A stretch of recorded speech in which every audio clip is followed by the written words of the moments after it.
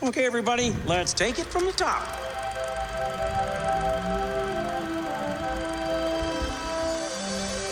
To all who come to this happy place, welcome. A bit has prepared itself during the intro, and I was not ready for this. Hi, everybody. Welcome back to D Plus Us. I'm one of your hosts, Scriven Janelle Griffey D-Pad, and with me, as always, is Mitch. Mitch, what the hell are you doing? You're muted, Mitch. You're saying words, but you're muted. I figured it out, but you can't tell that it's me because I'm covering part of my face, but not most of it, so you can still tell that it's me, right? Mitch, we're an audio show. We have YouTube now.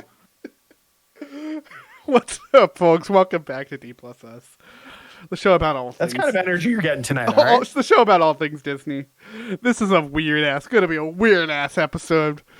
Hey, Strap Disney in. movie. We're talking about it. It's happening. Strap in for another one of Mitch's decisions.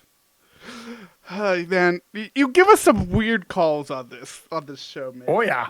And this might have been one of the best ones yet, because we're talking today about Prince of Persia: The Sands of Time. This movie happened and released, and money was spent on producing and distributing this. Unfortunately, we are not talking about the 2003 video game that this movie is based off of. That apparently people love. I don't know. I've never played it. Different podcast. I feel like I rented it back in the day from a Blockbuster and never finished it because I don't finish video games. Mm-hmm. Oh, well, I'm sure we will talk about video games a good amount because I think that this actually relates to something I am playing right now. So I kind of want to fold it into this conversation. Spoiler alert. I mean, there is an Assassin's Creed moment Assassin's if Creed you're Mirage. Yeah. Which is very good about its casting, which we will get to in just a second. Because, folks, we are talking, like I mentioned, about Prince of Persia: The Sands of Time. I'm going to hit you all with all of the stats in just a second. But first of all, wow, words are, like I said, interesting show. We got a rigmarole to go through. First and foremost, hi, what's up? Guess what? Strikes are not over yet. So, folks, we will continue to have our weekly show on hiatus until both strikes are solved and done. It seems like the WGA one is over. People have voted on it. Agreements have been reached. Over, like, almost unanimously. I think it was 99%. Again, don't come to us for strike information.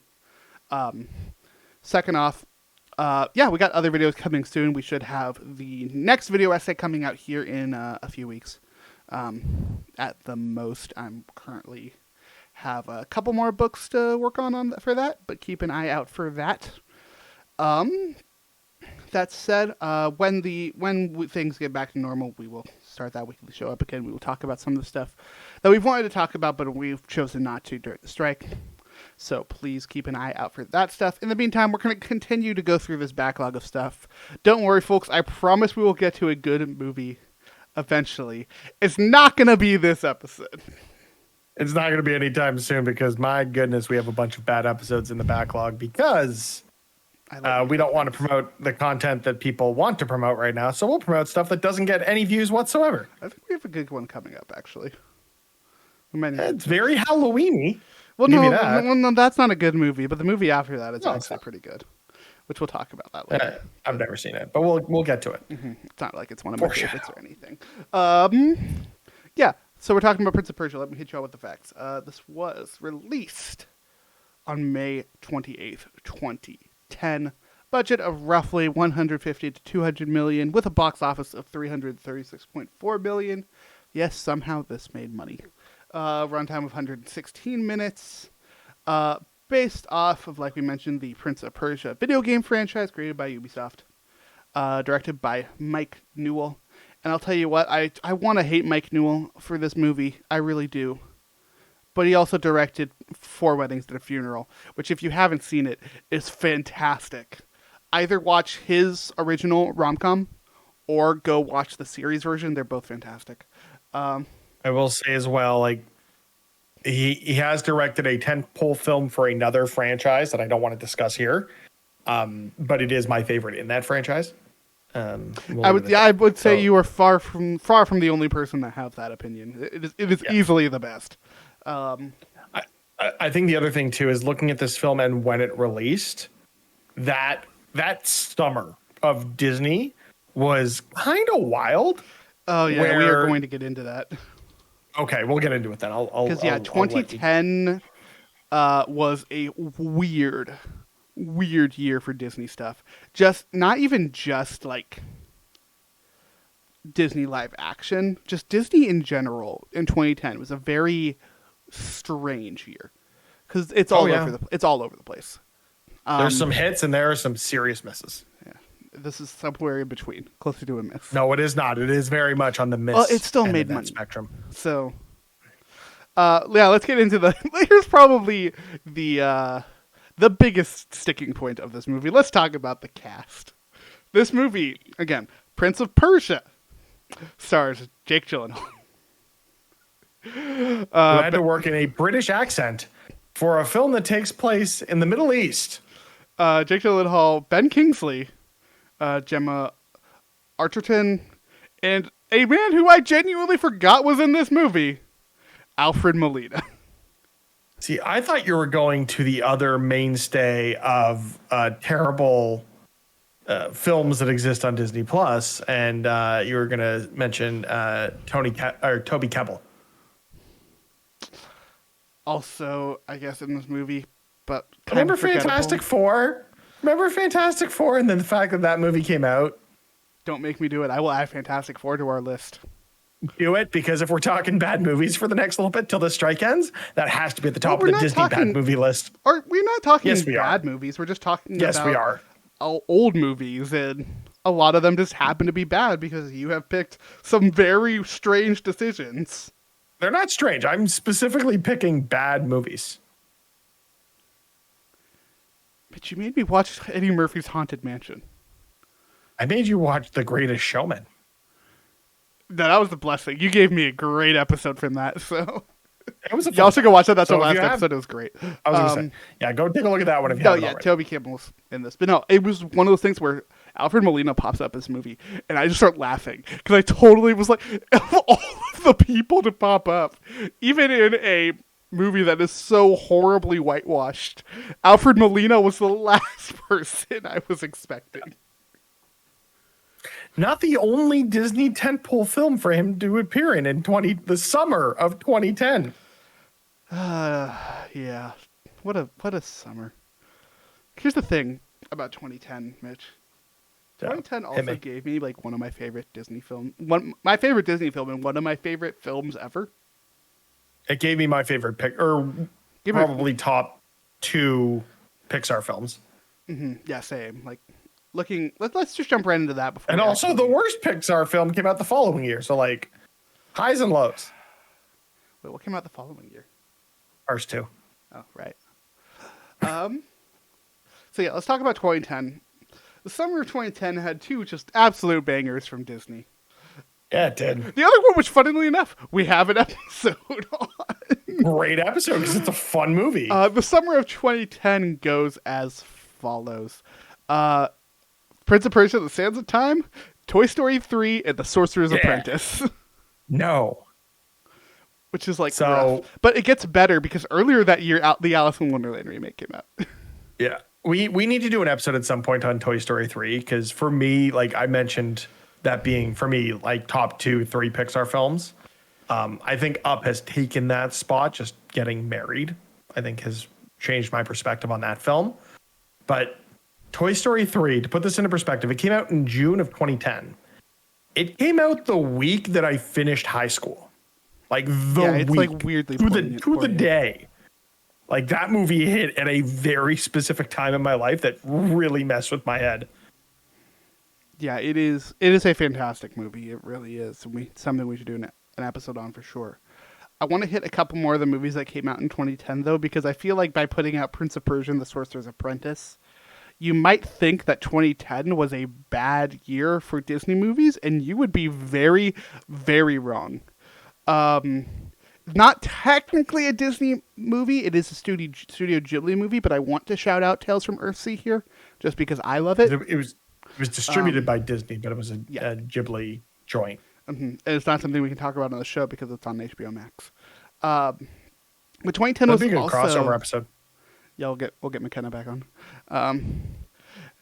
McKenna's a friend of ours, by the way, who hosts, or I don't know if she's still doing the show. I gotta ask. HBO Mac.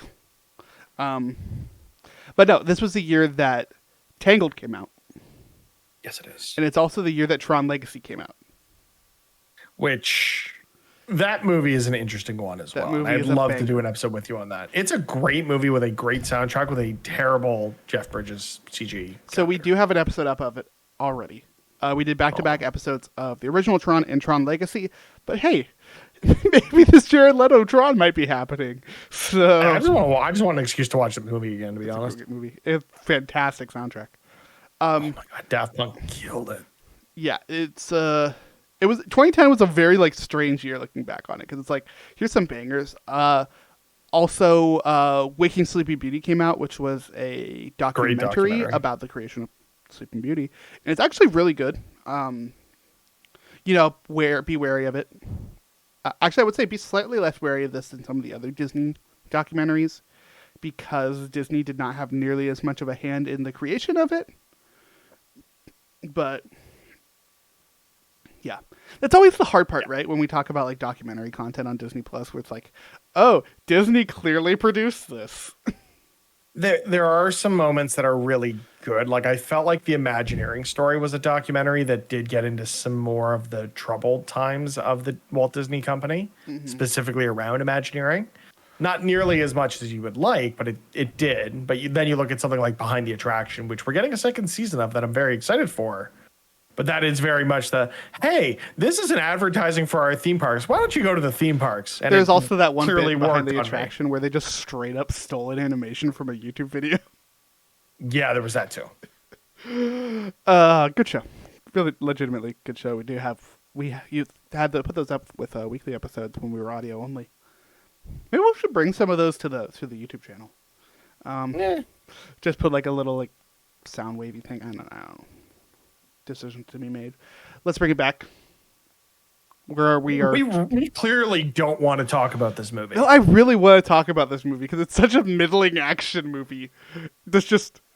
Actually, no. It's a perfectly 2000s action movie. It is a middling action movie with little plot that is extremely whitewashed. This and The Sorcerer's Apprentice, both co-productions with Jerry Bruckheimer Films, and it shows were both attempts by the Walt Disney Company to say, hey, Pirates of the Caribbean worked, right? Let's just do that exact same thing again in a different setting. And it very clearly did not work for these two films. Yeah, this movie was supposed to spawn a series. Because I think they wanted to follow this up with Prince of Persia Warrior Within, which is the sequel game. I think it's Warrior Within, then the Two Thrones, but I'm not entirely sure. Yeah, Warrior Within, Two Thrones, and then it kind of went off the rails. But yeah, it didn't make enough money for that. Even though when it came out, this was the highest grossing video game film adaptation. Do you know what ended up beating it first, Mitch? Obviously, nothing's going to beat Mario at this point, but no, Mario 2 will beat Mario. Maybe. Did something beat it before Sonic? Yes, it was beat in 2016. So it was Detective Pikachu then? No, Detective Pikachu did not come out in 2018. I think 2018. That's it's pre-pandemic. Yeah. 2016. I think you might have forgotten that this movie exists. Nah, is it? No, that's too late for Doom. I think Doom came out before this movie. That would track. Doom gives me the vibes of early 2000. I'm gonna look it up. Okay, let's play a game with this. Video console. Like which console PC. family does PC? Yeah, Doom came out in 2005. The Warcraft movie? It is Warcraft. Okay. Yeah, Doom came out in 2005. I did not forget that movie came out. I just never saw it.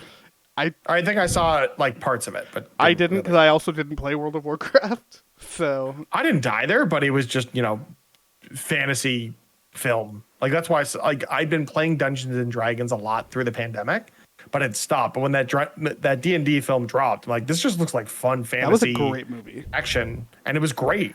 The D&D movie was very much not that. The D&D movie might be the best fantasy movie we've had in the last decade. Yeah, that tracks. And that's not even the Percy Jackson movies weren't very good. Horrible. absolute garbage, and those also wouldn't Sorry, be fantasy movies.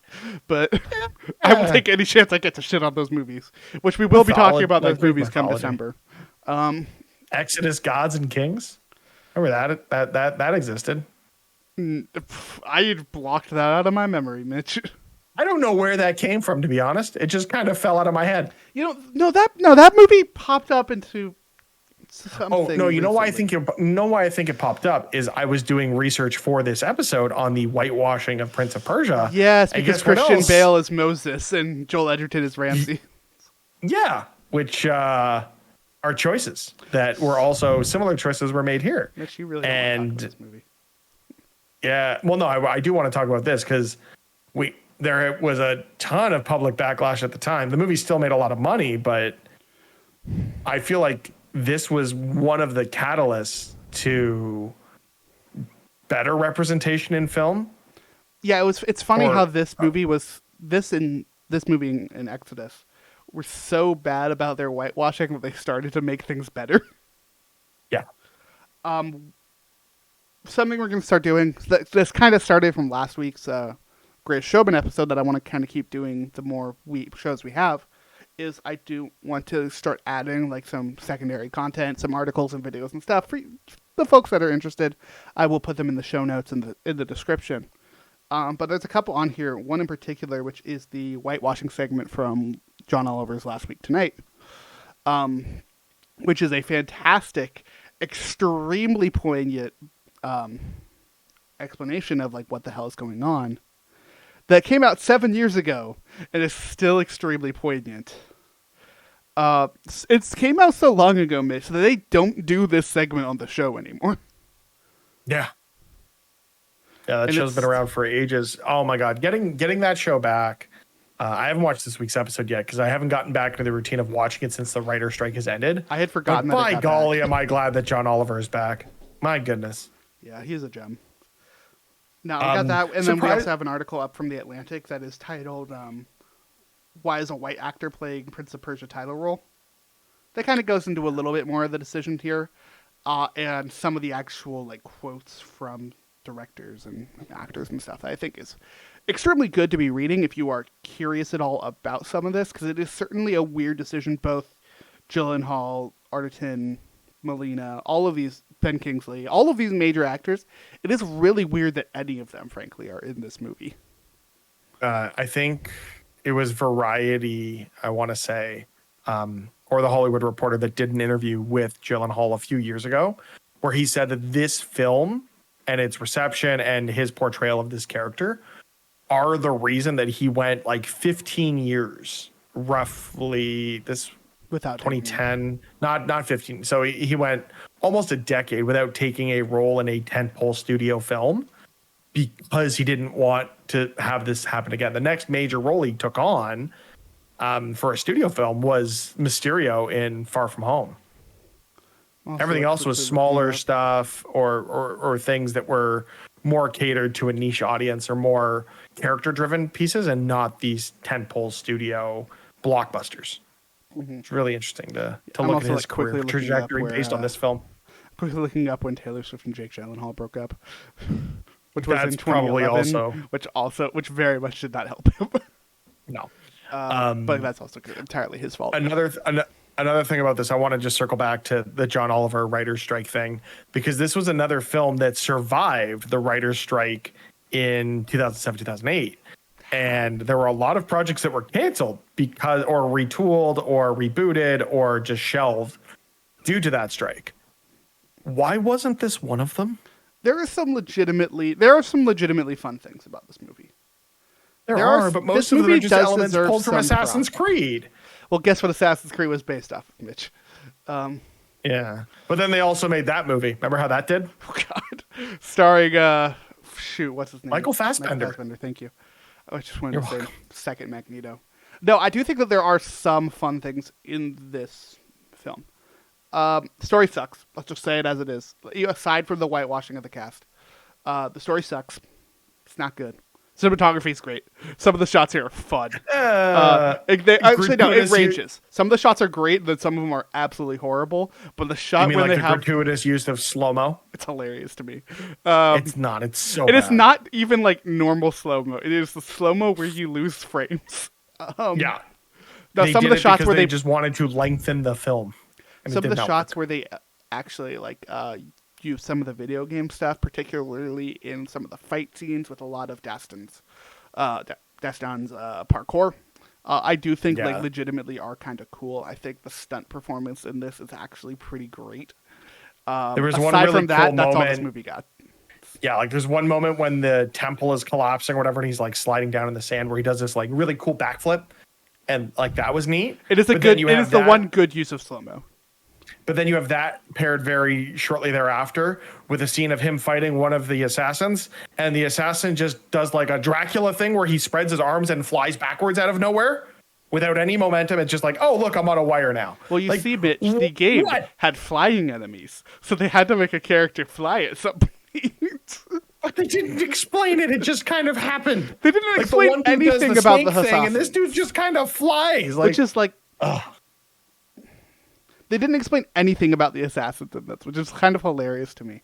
I almost wish they had like fully committed to the bit and just put them in the classic Assassin's Creed white cloaks, because it would have been funny at that point. No, like obviously this movie sucks, and it's like I think the thing about it is like, disappointing. Like it's a disappointing film because there's so much potential to this property, and I feel like this film made today, or this film made with a different creative vision, could be something really special. I think this film made today would have been actually great. Prince of Persia: The Sands of Time, the game, not the movie, the game, is a beloved game. People love this shit. It is a revolutionary game in terms of Ubisoft, the company that made it. Because it really is what set them to create Assassin's Creed and create their most well-known franchise. Arguments can be made for a couple of their other games, but I don't think anything dwarfs the power, at least in their backlog, dwarfs the power of Assassin's Creed. Which is interesting. Watching this movie and playing Assassin's Creed Mirage right now, which takes place in Baghdad, and Assassin's Creed Mirage being fantastic when it comes to casting decisions. And this is a video game, mind you. So it's not the same media, but I also have to I always try to put the preference on video games that I work in video games, so I have a biased opinion when it comes to video games. But the casting decisions in this game are fantastic and amazing and respectful of the place that the game takes place. It's something the Assassin's Creed games are very good at, despite so much happening at Ubisoft as a studio. I would tell you to look into it. Yeah, which is kind of wild because a lot of this groundwork was set in a game that took place in like the Nordic region.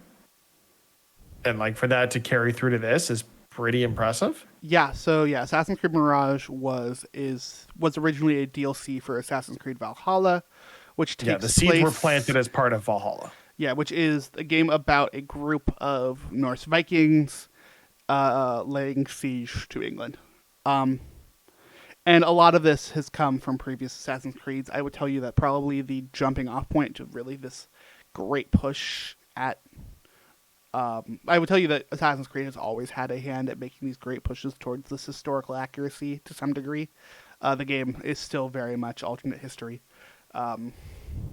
But I would tell you this goes back to Assassin's Creed Origins, which is the game that took place in Egypt.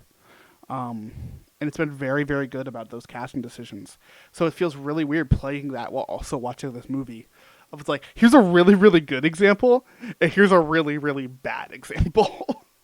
It does, though, lend itself to the way things have progressed with regards to casting decisions, looking at something from 2010 versus something cast probably in 2020, 2021. Absolutely. So These are roughly a decade later, there's been a lot of positive change that we're I talking think, like probably 2019 2019-ish. Oh yeah, if we're looking at Valhalla's casting, this was this was originally DLC.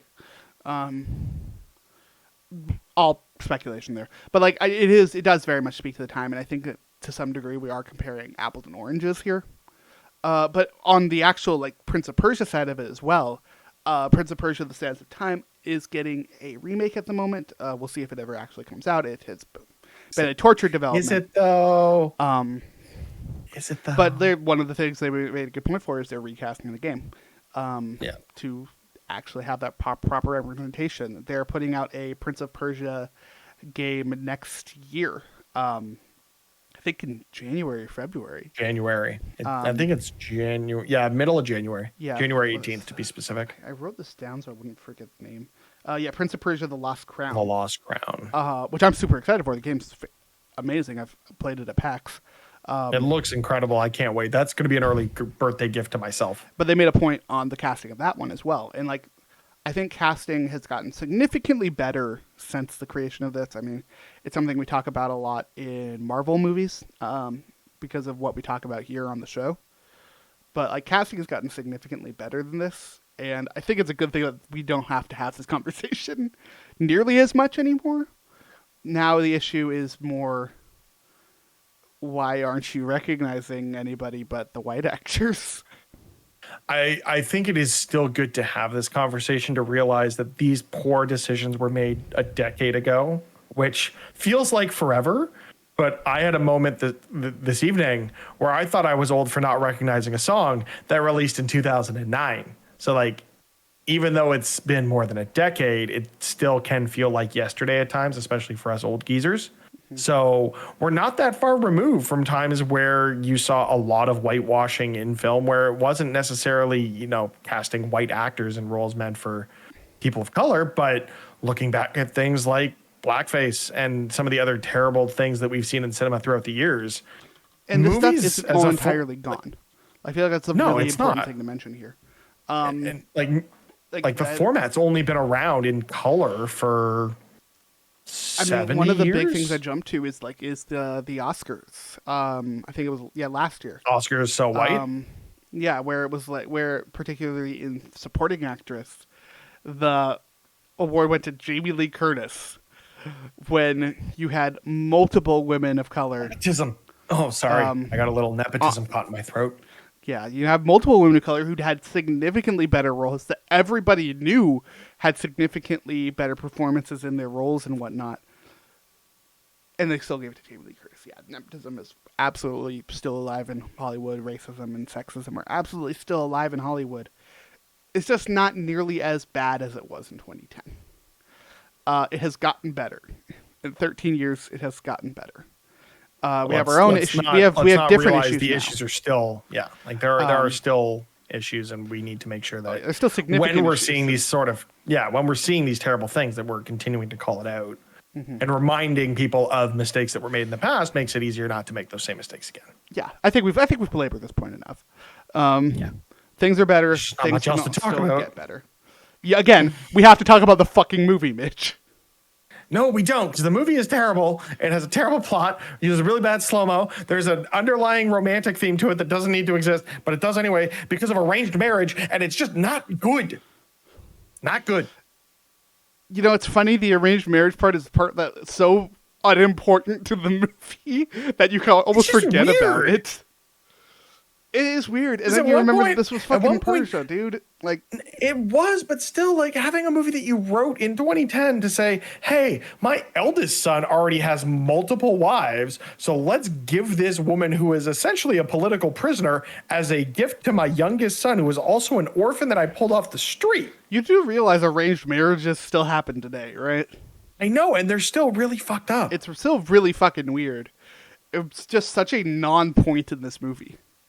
It is a 30-second thing at the beginning and a 30-second thing at the end. Like, that is really it. Yeah, we'll get into it. Let's talk about the plot. Of course, folks, this is the part where we will go through the plot beat by beat and have a good time and whatnot. So, or I'll have a great time, and Mitch will be in pain. Because here's the thing about this, Mitch, is I get to recap these in whatever way I want. Look, I watched the majority of this film on public transit today, so it's fresh, baby. Let's do it. I watched it while organizing comic books in another room. Um, seriously, I listened to like 15 minutes of this film because I just didn't want to bother watching it. Well, I messaged you last night of like, I can't record this any earlier than today just because I can't bring myself to watch this. The only way I could watch it was stuck in a metal tube underground with no internet Here's service. the thing. Once this movie gets going, I'm fine. The first 10, 15 minutes of this movie are really, really bad. So there's Dastan. He is our main character. He is Jake Gyllenhaal, but he's not Jake Gyllenhaal yet. He is a child. He is a street urchin in Persia who was adopted by King Shahriman, who's also played by a white man. It's because he has the heart of a noble or some bullshit. It's just like really, really concerning shit that they put So I think it makes sense once you know the further plot of the film where Dastan was standing up for a kid in the street when all else seemed lost, and you look at the relationship that the king had with his brother, how he saved his brother when they were younger, and the parallels. It still doesn't make what he says to the kid any less weird. I mean, yeah, that tracks. But yeah, he adopts him as his own, seeing him a lot of the qualities he wants in a prince within the kid, so he adopts him. And he raises him along his biological sons, Tuss, his eldest, and Garciv, his... I don't actually know, now that I think about it, if Garciv is younger or older than Dastan, but it doesn't really matter, because they're both not the king. Yeah. None of it matters. Spoiler alert, none of it's made clear. All of these characters are going to die, and then not die. It's going to be a great time. First stupid thing. They all cover their face like this. Only like half of them cover their face. Also, great use of the sweatshirt, just subtly showing the maple leaf. Look, I gotta rep my boys in blue. All right, they took home a win tonight against the Canadians. Just opened their season. It wasn't pretty, but a win is a win. That's a great season opener, though. It was very stressful to have to watch, but it is the reason I have this weirdly positive energy about me. Fair enough. Anyways, now that we know these children, let's ignore these children and fast forward into the future by 15 years. The future. Dastan, Tuss, and Garciv are out looking for traders to the Persian Empire. They are coming across the holy city of Alamut. They have heard rumors. A spy who has been sent by the king's brother Nizam have given us evidence that there are weapon forges that are making weapons for the enemies of the empire. So they're like, okay, well, Dad wouldn't want us to attack the holy city, but I'm gonna do it anyways. Right now. So yeah, they start to attack the holy city. Tuss puts together this fantastic plan, and Garciv is concerningly energetic to get into battle. He wants the honor of first kill, or first blood, as they were calling it.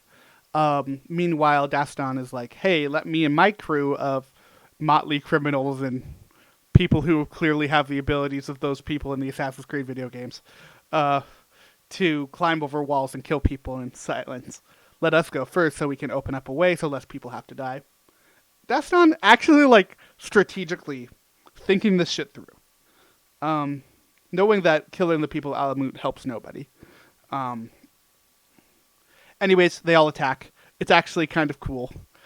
We get some cool action stuff here. One of my favorite bits here is when Dastan is climbing up the wall and they're shooting the crossbow bolts into the wall as he's climbing. Yeah, it's dope. A cool thing. There are some fun moments here. They use the setting in interesting ways, and then the actors start to talk, and it becomes very evident that this film was in trouble due to the rights and rewrites that probably took place due to the WGA strike in 2007. Yeah. No, we do get some cool action here, like I mentioned, the crossbows. It's a lot more silent action in the beginning, and then everything goes to shit. There's a great scene here where Dastan has to pull down a vat of oil and then lights it on fire, and It's very, very video gamey in like a very good way. It's one of those things where it's like some video games like Prince of Persia lend themselves to action scenes very well. Oh yeah. Yeah, it's a great bit for that. While all this is happening, we do cut over to Princess Tamina, who is trying to prepare things. It gives a guard a sacred dagger, telling him to protect it. The guard tries to leave the city, but as he's leaving the city, he gets attacked by Dastan. They fight, and Dastan wins. Not before, though, the guard kills one of his friends. So Dastan kills him and takes the dagger. Alamut eventually falls, and Princess Tamina is faced by Tuss, Dastan, and Garciv, and Nizam. They're like, we have no weapon forges, but Tuss is like, okay, well, in that case, I want you to marry me. You don't get a choice. You have to say yes. It's fucking weird. I feel like that's the issue, more of the issue I have with this, is less that the arranged marriage of it, it's more of the Tuss forcing himself upon her in this way. Yeah, it's just, it doesn't sit well. I don't know enough about history to know how commonplace this was back then. I know arranged marriage and multiple wives were fairly commonplace, but I would not be surprised if this was commonplace in older times. I don't give a shit about historical accuracy. It's still fucking weird for a movie in 2010 to be talking about this shit. Oh yeah, absolutely. I'm just like kind of. Yeah. I'm trying to figure out. I'm trying to figure out why history says this was okay because it was never okay. So yeah, that's not what I'm doing here. I'm just like talking about it. Yeah. No, when it comes to the actual writing of this, and because again, some of this is bits and pieces of this shit is taken from the games. The game story is significantly different. But some of the stuff is the same: the dagger, the princess, etc. All that happens. Banquet. Oh yeah, that's right. Right off the bat, Tuss tries to take the dagger from Dastan. But it doesn't end up happening. He's off to go find these forges. But as he's doing so, his father is coming to town. He does give Dastan, though, a gift to give to their father, as is tradition.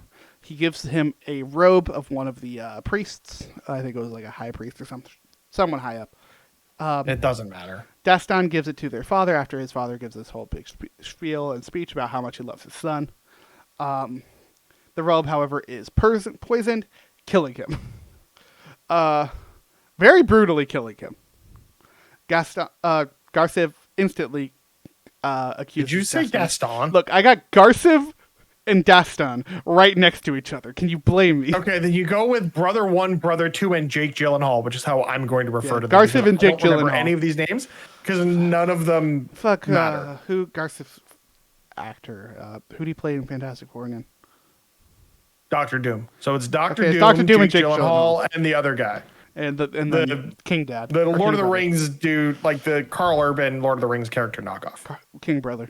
Okay, so Doctor Doom and Jake Gyllenhaal. Doctor Doom blames Jake Gyllenhaal for the death of the king, Jake then proceeds to flee along with Tamina. Tuss is appointed king, with his right hand being Nizam, the king's brother, who's been here for this whole process, who is kind of the trusted advisor of all three brothers. Dastan goes into hiding. Tamina, we get this back and forth for probably about 30 to 45 minutes of this movie, where Tamina is consistently trying to kill Dastan to steal the dagger. Upon this first struggle, though, Dastan learns the powers of the dagger, that upon hitting the button at the end of the hilt, the wielder can travel back in time. So can I just interject here real quick? Every time you say Tamina, it makes me think of professional wrestling. And not just because we watched the trailer for the Iron Claw before this, which is a new A24 film starring Zac Efron that looks friggin' amazing. Tamina is the ring name of Jimmy Superfly Snuka's second daughter in the WWE. So anytime I hear that, I just think professional wrestling. I just thought you wanted to know that. Yeah. Real great aside, Mitch. I still got like half this plot left, just so you know. Oh, thank God, it's only half. I'll make it longer if you want. You want me to make it longer? No, we're already 40 minutes into this and I'm crashing. Fair enough. So yeah, we learn he can go back in time, and at which point to me it's like, well, shit, now he knows he has to die. Anyways, they continue to fight each other, but eventually they are captured by a group of merchant bandits led by Sheikh Amar, who again played by Alfred Molina, who is seeking the reward money for them. Particularly, he initially captures Dastan, who then makes a deal with him for the princess. Then he double crosses him because money. It's typical movie crap. What's funny enough here amongst all of this is that Sheikh Amar has set up this reputation for himself and his band of people to be like these bloodthirsty killers of like avoid this areas, and it's all just a scam to avoid paying taxes on his ostrich races. He honestly the most relatable character in this entire film of just small business owner trying to avoid paying taxes, but also kind of a piece of shit. Oh yeah, but I mean, people are just pieces of shit in general, so like, I'll blame him for that. Yeah, he also, I believe, we also hear meet Seiso, who is one of the best characters in this movie. Seiso is a knife thrower. He is Sheikh Amar's muscle. He also has one of the best. He barely speaks in this movie. He has maybe 4 or 5 lines, but one of those lines is one of the best lines in this movie, which is when Sheikh Amar is like rambling about something. He's like, "Has anyone ever told you that you talk too much?" It's great. Which is heartbreaking because that leads to a scene where he sacrifices himself to get the dagger, only for the entire very bloody affair to get rewound, which we will get to in a second. Yeah, because this whole movie is very bloody. A lot of people die. But that's kind of part of the point of the time travel of this movie. They weirdly early on accept that, hey, these people might die, but we can bring them back. Yeah, there's that too. Even though they're not like really, they don't really know that they can do that. I feel like they like writing wise, they just accepted it. Anyways, so yeah, they escape the ostrich races by causing a riot, and have decided that they need to go to the king's funeral so that Dastan can meet with Nizam to help convince his brother, the king, of his innocence. We go there. It's actually a great little scene here. Some more parkour, him sneaking in. They talk to Nizam. They have this moment with Nizam of like, hey, I need your help to prove that I'm not the killer. Oh no, your hands are burned by poison that was very similar to the poison on that coat. You were the killer. How coincidental that nobody noticed that, but in the week plus that he spent in the desert between that incident and this meeting. I don't think anyone else cared. Unless dude pulled like a Michael Jackson, wore gloves at all times other than during this scene or something stupid like that. Like Midge, like remember, he put the coat on him. Like Dastan put the coat on the king. He brought the coat for the king. It very much looks like he did it. It's still stupid. Mm-hmm. Not going to disagree, but when like you have that evidence in front of you at a time that does not have like most of the evidence shit we got now, makes sense. Right, you keep going. I'll be back in a moment. Yeah, you keep doing your plot thing. So here's the thing, folks. We're actually just going to wait. And we're going to make Mitch have to sit through all of this because I think it's kind of funny listening to him complain about this movie. While he's gone, I'm going to take a quick second here, folks, to remind you of, hey, what's up? You on the podcast? Thank you for listening to the podcast. Head right over to the YouTube channel where you can see us and our faces. I also feel like a point that we need to mention amongst all of this is we've been talking a lot about the whitewashing of this movie, and Mitch and I are both very white. We are obviously not the best people to be talking about this kind of stuff. This was not the original intention of the episode. It's just kind of one of the realities of doing an episode on this movie. So, yeah, that's the stuff. I felt like that's an important caveat that we kind of forgot to mention earlier. I'll tell you what, though. Yeah, I've been playing Assassin's Creed Mirage, and that game is really, really good. Do you want to just make a bit against Mitch so we can just, like, at the end, is like, oh, no, yeah, we finished the movie. We can go on. I'm going to do that too. I'm thinking it's going to be kind of funny. But yeah. Yeah. Things are happening. I don't know where Mitch is going. I assume he had to use the bathroom or something. Alas, here we are. How's your day going? You doing good? I hope you're doing good. You deserve to be having a good day. I'll tell you what. Can we put up on the one? I have a one set up, like, just in case. Nah, I don't know. Oh, no, I do have it set up. Hi, folks. If you're on the video version, how's it going? Mitch is back now. I need to say, yeah. So, Mitch, welcome back. We have finished the plot of the movie. Oh, thank God. I'm just kidding. We have not progressed at all. No, I was reminding some people of some of the key points. Particularly, we've done all this talk about whitewashing, but we also probably should point out that you and I are both very white. Oh, super duper white. If you haven't watched any of the YouTube, like white guy with a beard checking in. Mm-hmm. So, anyways, where were we? Oh, right. We just escaped the ostrich races, and then we talked to the uncle, and he turns out to be a murderer.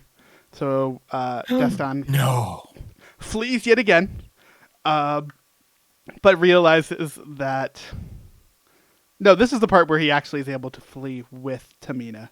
He flees like 3 times. 2 of them are with Tamina. 1 is not. Because Tamina ran away already.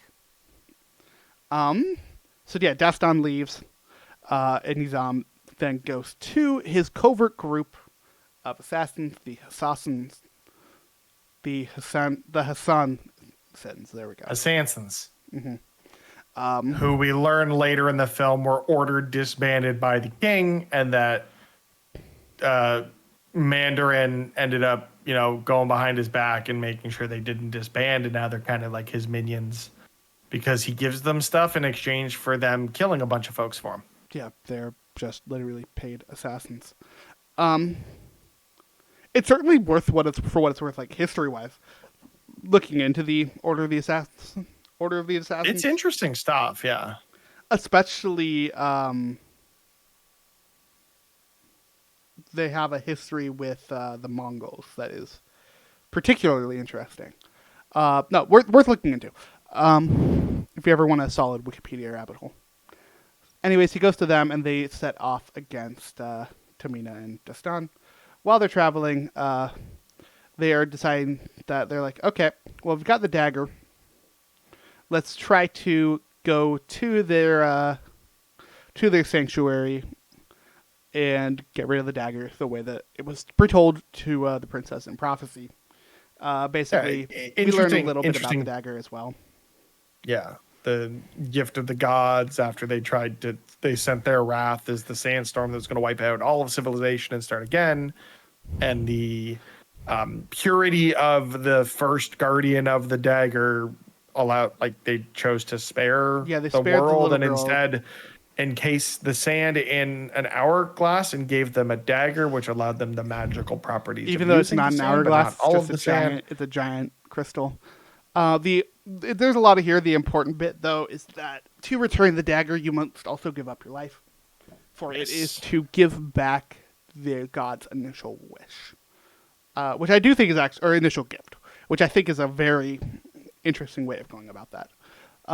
It is, but also it feels more like a plot device than anything else. And that's because it is. It also isn't something that's confirmed, right? We see there's this exchange later between what's his name in Iron Man 3? It's not Mandarin. What's the actor name? Yeah, Ben Kingsley. No, but what's the name of the actor that he is playing, the character that he's playing in those films? In those films? Trevor Slattery? Trevor. Thank you. I needed the name Trevor. So you got Trevor and Mysterio having a conversation later, and where Trevor's like, nah, it's all hocus pocus, mumbo-y, jumbo-y, like folklore. And there really isn't a moment, like there is a part of that scene that's like, oh, look, the sands have been unleashed, kind of, even though it all rewinds eventually. So there's some truth to that, but there's never any, it doesn't feel like there isn't weight behind her saying, oh, I have to give my life to give this back, when through the entirety of the existence of this dagger and the promise of the Guardians to keep the Guardians of Owls of Gahul, whatever their order is called, to keep this thing safe. There's no evidence that this is what would happen. Interesting. So, I see where you're coming from. I completely disagree. No, I like, jokes aside, I actually legit love this. This is something I think is really interesting because there is this level of mysticism to the dagger, right? And to the Guardians and the story behind it. Up to the point where, like, when we get back to eventually the moment with King Brother, he's talking about how this is blasphemy to their beliefs. Because the thing about mysticism in particular and ancient myth is we never really know what's real and what isn't. Yeah. And for me, that was this part of it of like, hey, you might die, you might not. Who's really to say? Because to do this, there is no coming back from it. No one has ever had to do that risk. No, they instead try to make smoochy smooch. I don't know. Well, he tries to go smoochy smooch. She's legitimately trying to put the dagger in there, and also smoochy smooch. But no, I do like that. That's like, oh yeah, we don't really know if she would have died from this because that's not the kind of thing that someone just was like, I'm going to test this to make sure. It was, no, we're going to believe this because if we try to prove it false, we could die. Also, we would lose the dagger. So, anyways, they go to do that. Oh, also, as they're off to do that, they once again get captured by Alfred Molina, who proceeds to completely turn his tune when he learns that he can make money. Which, again, you gotta respect. They eventually go off to the temple and proceed to get attacked by the assassins, who just kill most of them. Before that, or the first attack they get, though, is this great moment where they're all attacked by snakes, and Deston uses the dagger, and it's really cool when he uses it, and just like throws away all of these CG snakes. That is cool. The actual visual effect of the sands in use with like the timey-wimey rewind stuff is neat. The actual effect on the character being like having this out of body experience looks like something straight out of a 2005 video game. It looks like Kingdom Hearts 2. I will not expect. I was going to say it looks like Prince of Persia, The Two Thrones. They did nail the effect you have on the evil, like that's one with the evil prince, right? I don't know. I didn't play these games. Mitch, you didn't I told you. Why didn't you play these games? Because I was a child. The only Prince of Persia game I actually played was Prince of Persia: The Warrior Within on the DS, which is why I'm so excited for the new one because it's also 2D. Trying to think. You remember that time, by the way, where like DS games were actually just demakes of the other games? Yeah. So Prince of Persia: The Two Thrones. This is the one I probably played the most of, where there was this like evil version of the prince that used like a different. Remember Sonic 06 with the werehog thing? That's not Sonic 06. Try again. Sonic Unleashed? There you go. It was basically that, but with Prince of Persia. You upset the Sonic fan in me. So there was like a dark version of him that would come out of him at certain times, or I'm trying to remember. Are we talking more like the same? Are we talking same person, different sides of him, or two separate people?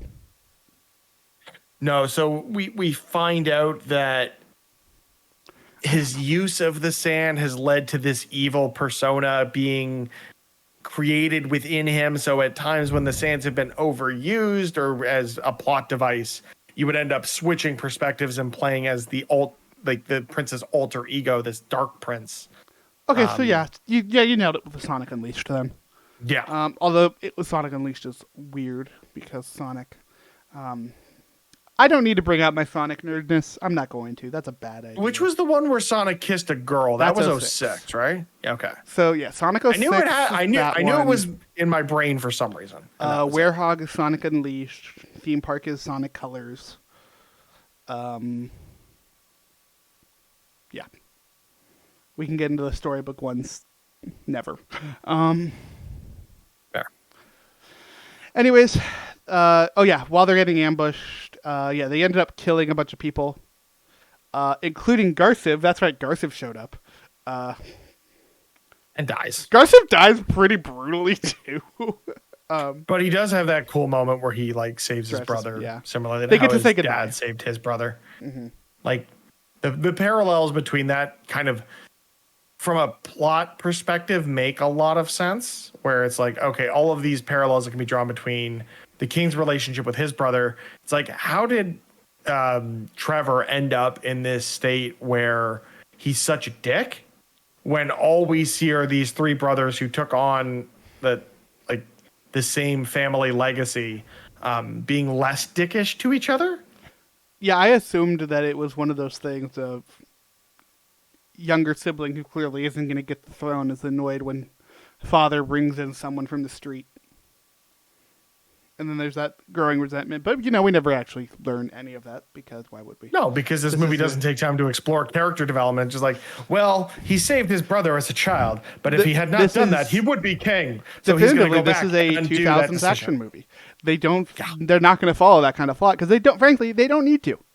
It's Pirates of the Caribbean. It's Sorcerer's Apprentice. The Pirates of the Caribbean follows those plot lines, and that's what makes it special. There was another one that was on the tip of my tongue. What, John Carter of Mars? No, National Treasure. That's the one. National Treasure does a decent job, though, of following Ophelia and its character developments. It takes some weird leaps in logic, though. I'm not going to disagree with that. Especially the second one. Yeah. Well, that's also because that, again, alternate history. And that's also kind of what makes National Treasure special. As was detailed in our week-by-week talking about the National Treasure TV show. Top of your head, without looking at Disney Plus, what was the name of that show? I can't fucking remember. That's why I called it the National Treasure TV show. I want to say Book of Secrets is the second one. Edge of History? That sounds right. That actually sounds really check right. Myself. Because I know Book of Secrets is two. Edge of History sounds right. I was going to say Book of Secrets, and I stopped myself. National Treasure. Edge of History, baby. Nailed it. Let's go. Way to go. I should remember. We talked about it for like 2.5 months. Yeah, now, hey, Mitch. Stop derailing the show. We got to talk about Prince of Persia. No, we don't. We're done. Are we not? It's almost been an hour. Let's just wrap it up. Done. We always shoot for about an hour. You know that. I know. I'm just tired. It's like after midnight here. I said I was crashing 45 minutes ago. Well, we're almost. Hey, look, Garciv is dead, so you know how much movie is left. A lot. Too much. The answer is a lot. Like, seriously, there's a solid 40 minutes left of this movie after this point. Anyways, we get this moment of grief where we bury everybody. We get a little bit of humor here from Alfred Molina and our boy Cecil. Cecil wants to go along with him and help him because he owes him at this point. Again, he's the homie. So they're going to go travel to Alamut to warn Tess of Nizam. And also get the dagger back because one of the assassins stole it in a really disgusting way. That is also just casual animal cruelty in this movie. Yeah. Because another thing I'd forgotten about before going to this movie, one of the snakes from the Snake Man eats the dagger as he steals it. And then the Snake Man takes the snake back to Trevor. To Ben Kingsley. And then cuts the snake open and pulls out the dagger. And you can see this moment of Nizam hesitating before he grabs the dagger. And it's supposed to be this moment of oh my god, I finally have it. But it totally looks like this moment of, am I really about to grab this thing that was just on this snake's stomach? No, he's the bad guy, so of course he's cool with snake guts on his dagger. Mm-hmm. Yeah, the casual animal cruelty is another okay. Yeah, that shit don't fly today. Mm-hmm. 2000s, even if it's the end of the 2000s. But how's that make you feel? Did PETA complain about this movie? I feel like PETA would have complained about this movie. PETA, Prince of. But here's the thing: who cares? If we're really being honest, PETA complains about pretty much anything and everything with animals. That's also true. Remember that one time that PETA tried to shame people for eating meat? Remember that time they tried to shame people for playing Pokemon and put out a Pokemon clone? I forgot about that. That was weird, right? Like that was super weird. I don't know. I'm gonna go find out while you continue putting us through this plot because I want to go to bed. Yeah, fair enough. Anyways, they make their way to Alamut. Ciso sacrifices himself to get the dagger. He is in this duel essentially with the dude that was shooting darts. It's a really cool duel between the two of them. It's like probably my favorite action sequence in the movie. So he gets shot off, killing the dude, gets up to the dagger, only to realize that he has 3 needles in his chest and is about to die. Guards come in and are taking him, and he hucks the knife out the window and right into a tree next to the other 3 people. It's great. They eventually get up to Tuss, and we have this is probably one of the rare cool moments of writing and acting in this that I really like. Of Dastan trying to explain himself, explain the dagger, explain what's going on. And while he's going in, Nizam shows up and is like, hey, you're going to understand all of this. All you have to do is press this button and we'll read it one time. And then he stabs himself with the dagger. Nizam shows up. Dastan's dead. Tuss is holding the dagger. Tuss hits the button, rewinds right to before Dastan's about to kill himself, and he grabs his arm and stops him. Which is a pretty cool moment. It really is great. I really do love this moment. And then it's followed up by Nizam showing up and killing Tuss. Because who cares? So yeah, he kills King Brother. And it's really just on like a rage. He's just on a rage at this point. He steals the dagger back, getting a good swipe at Dastan, taking off.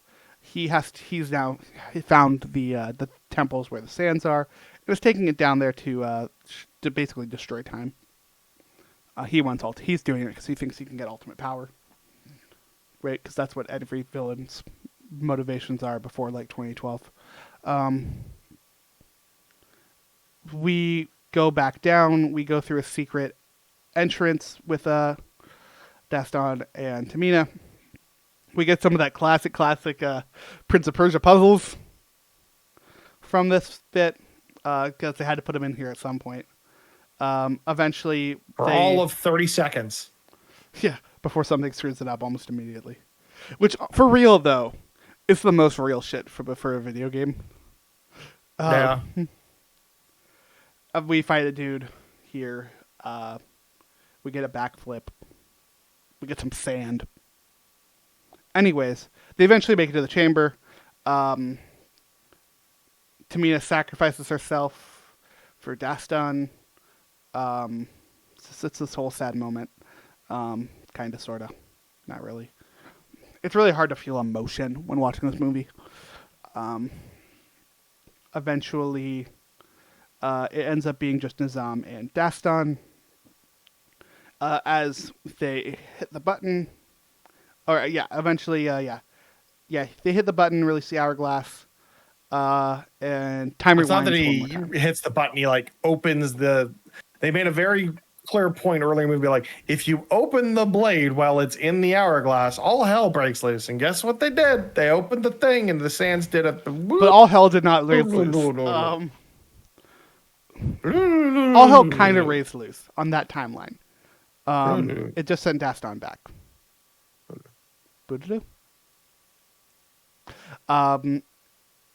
Yeah, it doesn't end up destroying the world. It actually sends Dastan back in time to the moment that he got the dagger.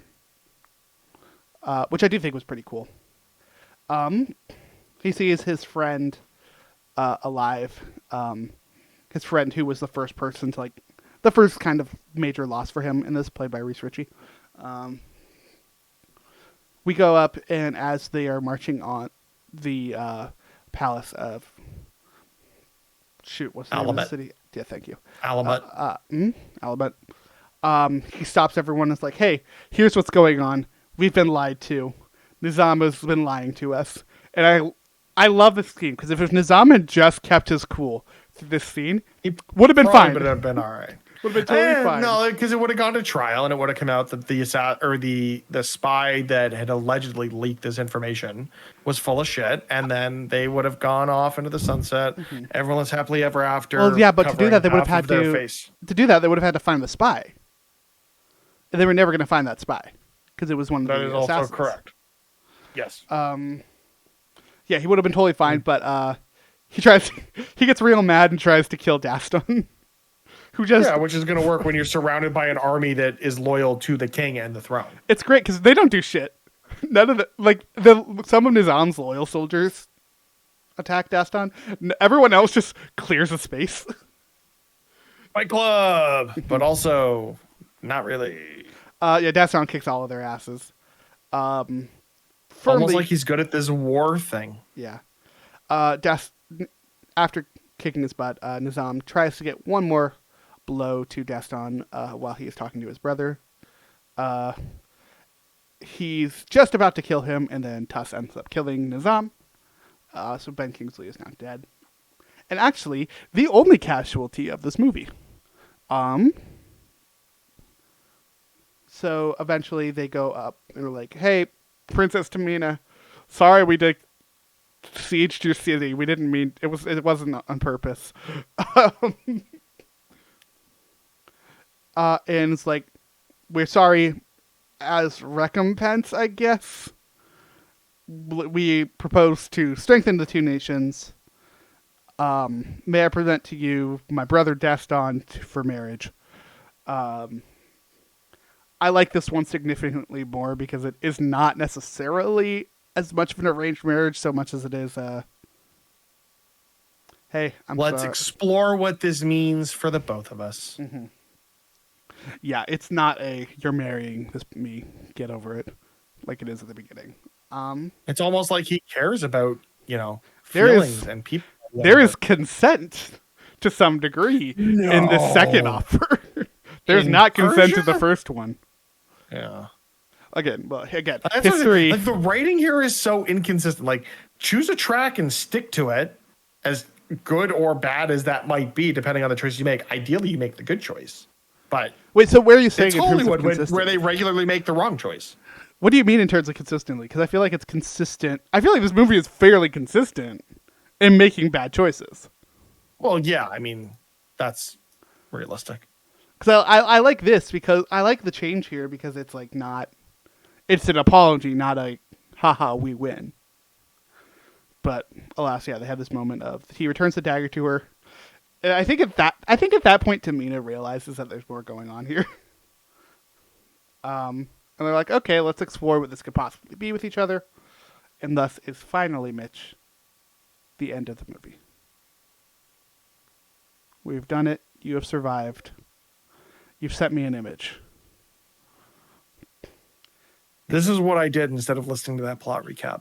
I'm not surprised you didn't listen to me, but I completed the Pokemon clone put out by PETA for the release of Pokemon Black and White. Crush the traitors' resistance have succeeded in giving them a higher calling.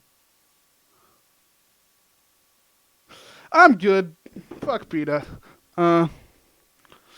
That's not like a particularly hard stance. I don't know anyone that likes PETA.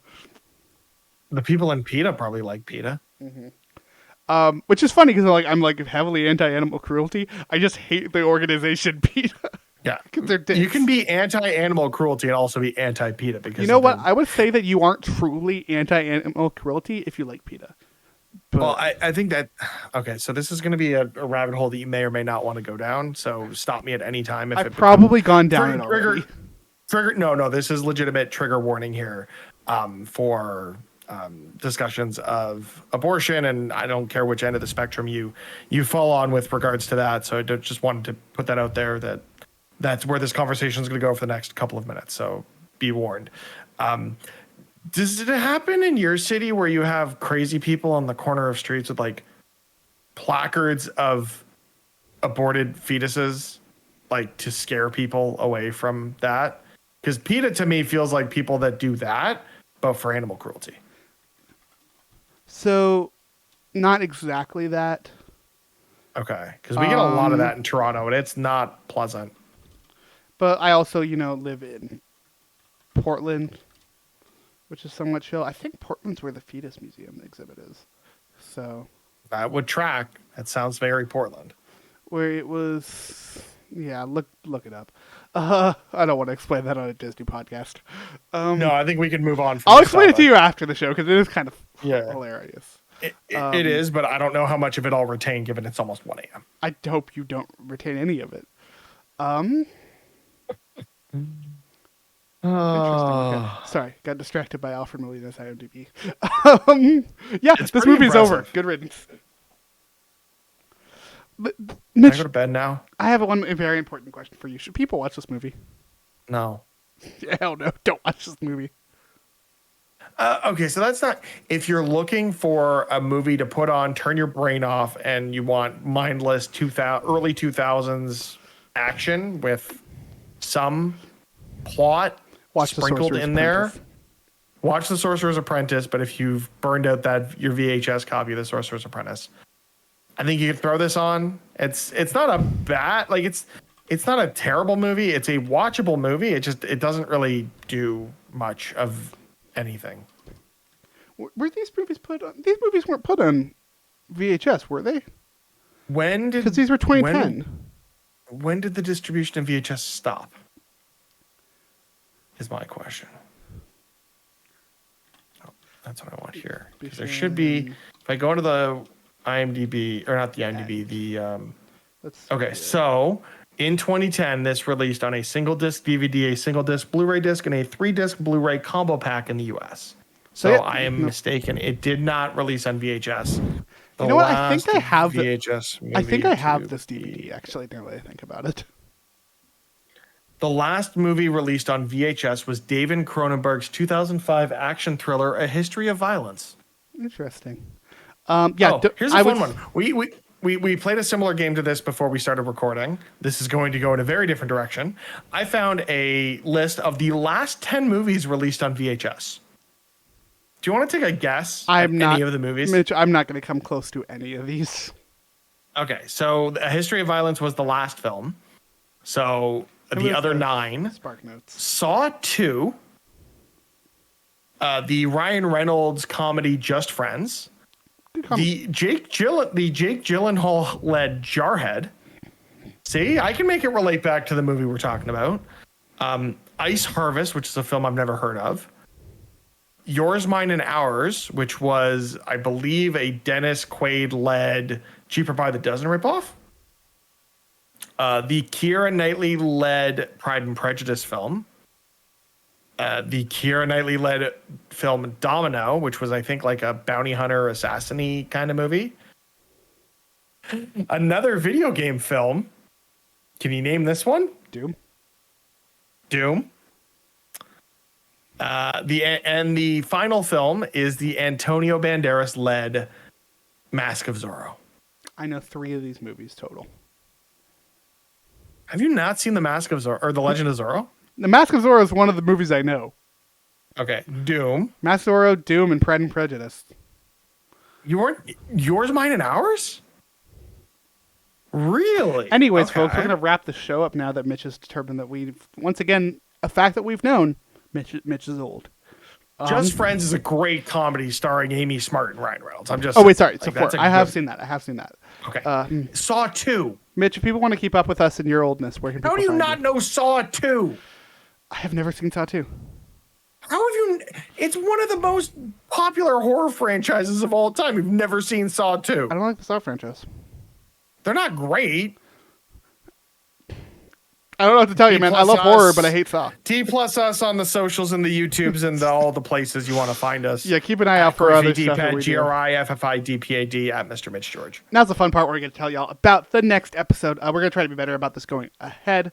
Now that we are doing, back content and not necessarily things coming out right around the corner. Did you say back or bad? I said back content.